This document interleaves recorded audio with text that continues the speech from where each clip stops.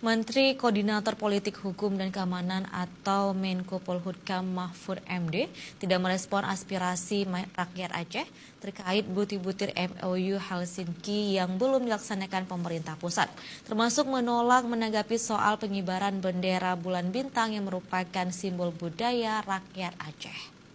Pak, terkait dengan perjanjian Helsinki yang belum di-approve pemerintah, salah satunya itu bendera, Pak. Dan mereka juga mengundang pengamat intelijen. Ini tanggapannya gimana, Pak? Nggak ada tanggapan, nggak apa-apa. Begitu kok ditanggapi. Oke, makasih, Pak.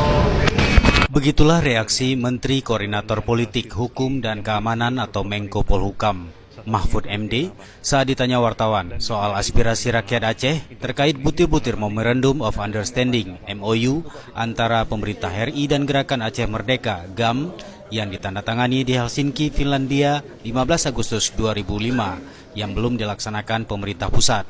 Salah satunya soal pengibaran bendera bulan bintang yang merupakan simbol budaya rakyat Aceh.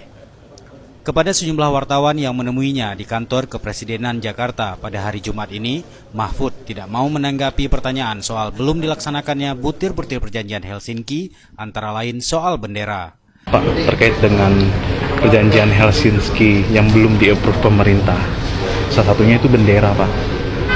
Dan mereka juga mengundang pengamat intelijen. Ini tanggapannya gimana, Pak? Nggak ada tanggapan, nggak apa-apa. Begitu kok ditanggapi. Oke, makasih, Pak.